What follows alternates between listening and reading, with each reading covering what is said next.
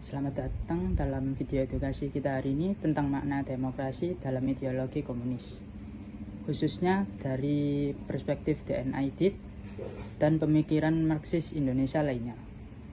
Topik ini penting untuk dipahami secara objektif dan ilmiah, karena seringkali disalahpahami atau ditafsirkan secara sepihak dalam konteks sejarah Indonesia.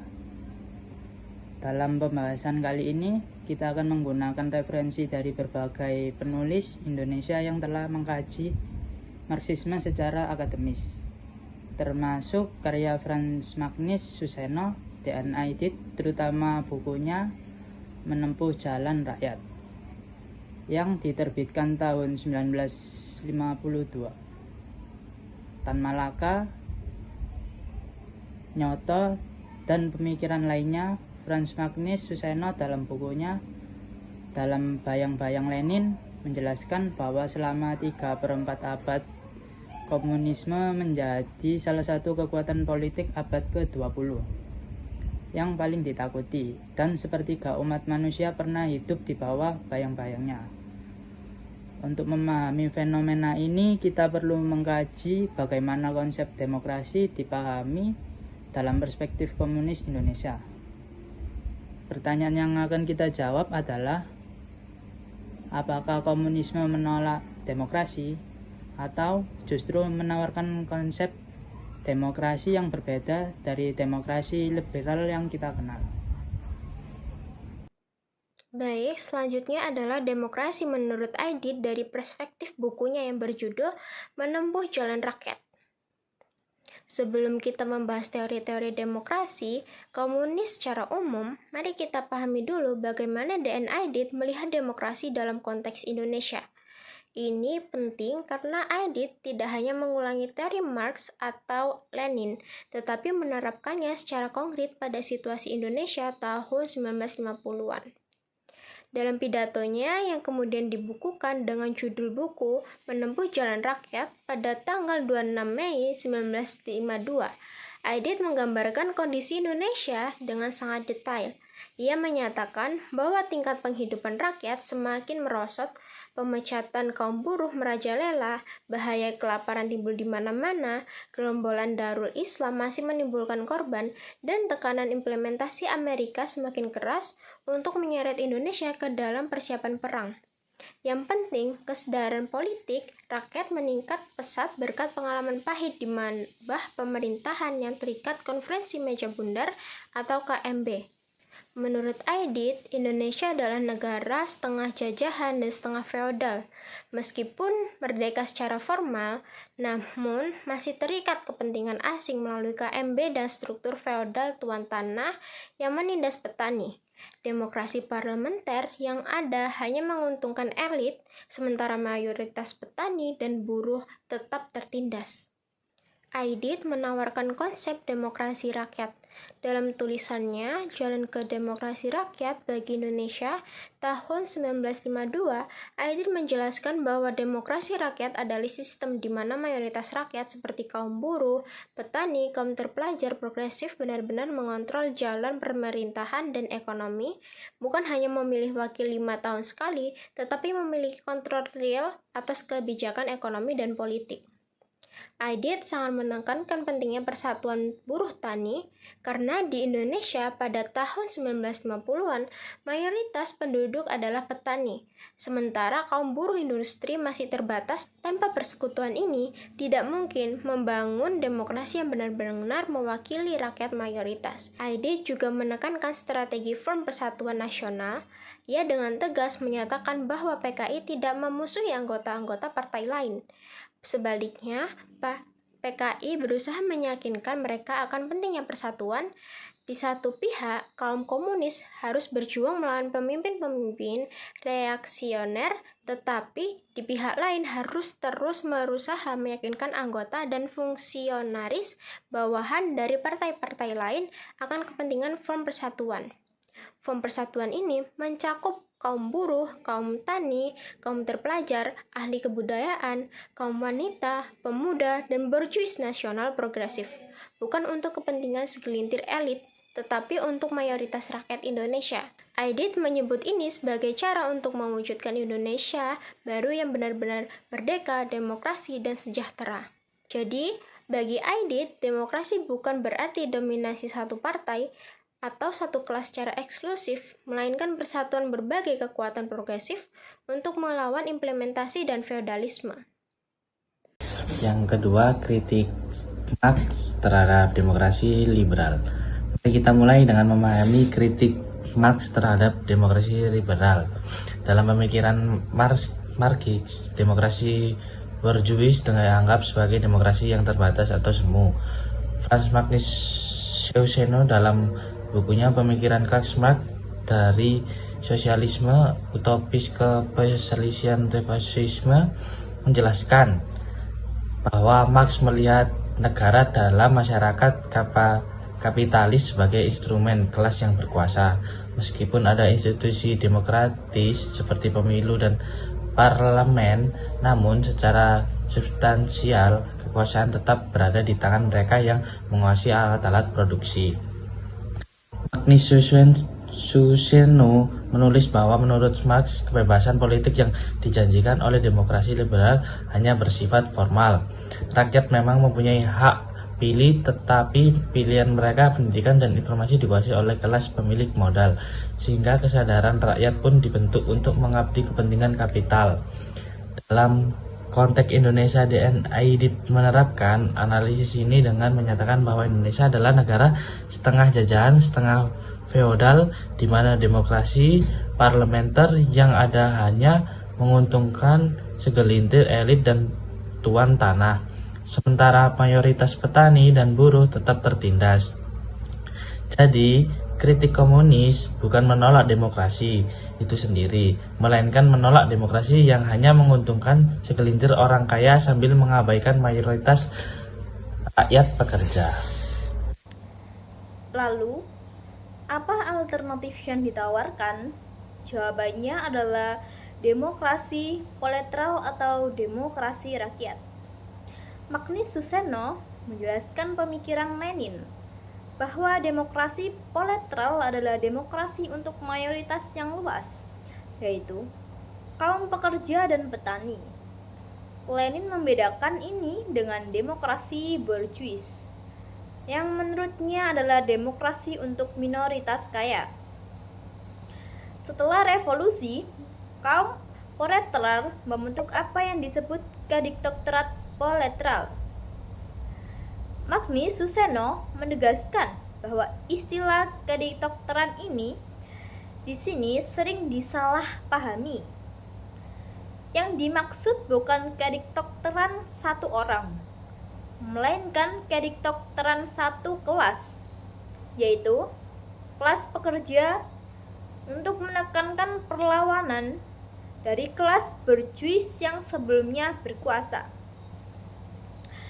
Nyoto, wakil ketua PKI, dalam bukunya Maxim, Ilmu dan Awalnya, yang diterbitkan tahun 1962, menjelaskan bahwa dalam fase sosialisme ini, prinsip adalah setiap orang bekerja menurut kemampuannya, setiap orang menerima menurut prestasinya. Ini berbeda dengan fase komunisme, di mana prinsip menjadi setiap orang bekerja menurut kemampuannya, setiap orang menerima menurut kebutuhannya. Dalam demokrasi proletariat, rakyat pekerja mengontrol alat-alat produksi dan mengambil keputusan melalui Soviet atau dewan-dewan pekerja. Ini dianggap sebagai bentuk demokrasi yang lebih sejati karena melibatkan partisipasi langsung rakyat dalam mengatur kehidupannya, bukan hanya memilih wakil setiap 5 tahun sekali. Selanjutnya adalah sentralisme demokratis, yaitu salah satu konsep penting dalam demokrasi komunis adalah sentralisme demokratis yang menjadi prinsip organisasi partai komunis. Magnus Sueseno menjelaskan bahwa sentralisme demokratis adalah prinsip organisasi Lenin yang menghubungkan diskusi demokratis dalam pembuatan keputusan dengan pelaksanaan yang tersentralisasi dan disiplin. Lenin menginginkan partai yang sekaligus demokratis dalam diskusi internal, tetapi juga disiplin dan efektif dalam aksi.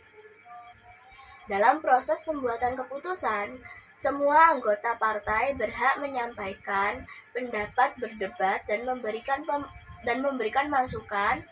Namun, setelah keputusan diambil melalui mekanisme demokratis, maka seluruh anggota wajib melaksanakan keputusan tersebut secara disiplin. Bahkan jika mereka sebelumnya tidak setuju, DNA Edit dalam penulisan menekankan bahwa prinsip ini diterapkan di PKI untuk menjaga kesatuan partai.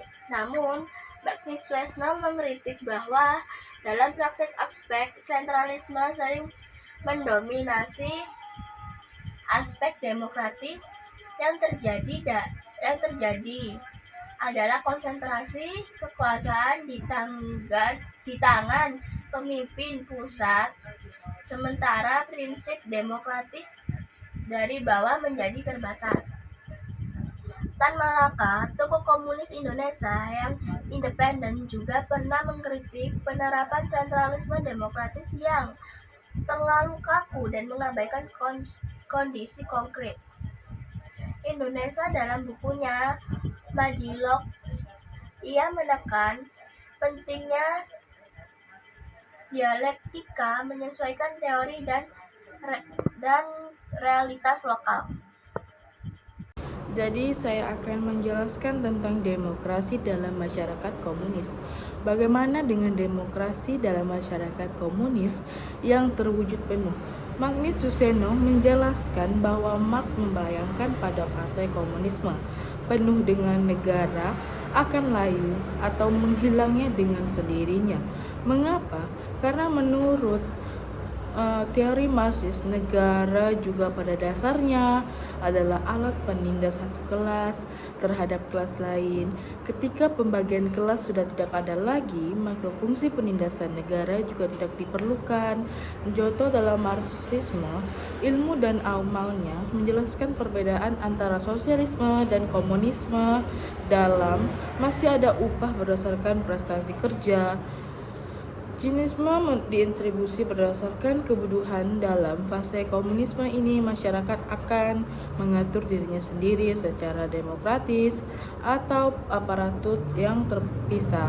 Demokrasi dalam masyarakat komunisme dibayangkan sebagai demokratis, partisipatif yang paling penuh. Semua yang warga negara terlihat langsung dalam pengambilan keputusan yang menyangkut kehidupan bersama. Tidak ada lagi antara pembagian yang memerintah dan yang diperintahkan. Namun Magnus Sueseno mencatat dengan kritis bahwa fase ini belum pernah tercapai dalam sejarah. Praktik negara-negara yang mengklaim komunisme di abad ke-20 umumnya masih berada di dalam fase sosialisme atau ke diktator-tolerator, dan banyak yang dikritik karena tidak mewujudkan demokrasi yang dijanjikan. Sekian, terima kasih. Baik, selanjutnya adalah kesimpulan. Mari kita simpulkan pembahasan yang sudah dibahas oleh teman-teman saya. Yang pertama, dalam teori, komunisme tidak menolak demokrasi. Justru sebaliknya, komunisme mengkritik demokrasi liberal sebagai demokrasi yang terbatas dan menawarkan visi demokrasi yang lebih luas. Demokrasi proletar yang melibatkan kontrol langsung rakyat atas ekonomi dan politik. Kedua, Dan Aidit dalam bukunya yang berjudul Menempuh Jalan Rakyat menunjukkan upaya untuk menerapkan konsep demokrasi rakyat dalam konteks Indonesia yang spesifik. Ia menekankan pentingnya form persatuan nasional, aliansi buruh tani, dan perjuangan melawan implementasi serta feodalisme sebagai jalan menuju demokrasi yang sesungguhnya. Visi Aidit tentang Indonesia baru adalah Indonesia yang demokratis, di mana mayoritas rakyat pekerja memiliki kontrol di atas kehidupan politik dan ekonomi. Ketiga, seperti yang dijelaskan oleh Magnus Suseno, konsep seperti sentralisme demokratis dan kediktatoran politer dimaksudkan untuk menyeimbangkan antara kebebasan berdiskusi dengan efektivitas pelaksanaan. Namun, kita harus bersikap kritis. Magnus Suseno dalam bukunya menyimpulkan bahwa dalam praktik historis, negara-negara komunis seperti Uni Soviet, Tiongkok di era Mao, dan Korea Utara, janji demokrasi proletar tidak terwujud. Yang muncul justru adalah totalitarianisme, pembatasan kebebasan sipil, dan konsentrasi kekuasaan di tangan elit partai. Magnus Suseno menulis bahwa Marxisme-Leninisme dalam praktiknya telah mewujudkan kelemahan yang fatal. Penolakan terhadap demokrasi liberal dan pluralisme justru membuka jalan bagi otoritarianisme. Ia menyatakan bahwa ideologi Marxisme-Leninisme yang totaliter dan anti-religius tidak punya tempat di negara yang Pancasila. Tan Malaka sendiri pernah mengkritik dari dalam gerakan komunis bahwa penerapan yang kaku dan tidak mempertimbangkan kondisi lokal Indonesia justru merugikan gerakan rakyat. Pertanyaan yang tersisa adalah, apakah kegagalan ini disebabkan oleh kelemahan inherent dalam teori komunis atau karena penerapan yang menyimpang? Ini perdebatan yang terus berlanjut. Yang pasti, kita perlu mempelajari sejarah ini secara kritis agar tidak mengulangi kesalahan dari masa lalu. Demikian pembahasan kita tentang demokrasi dalam ideologi komunis. Terima kasih telah menyimak. Sampai jumpa.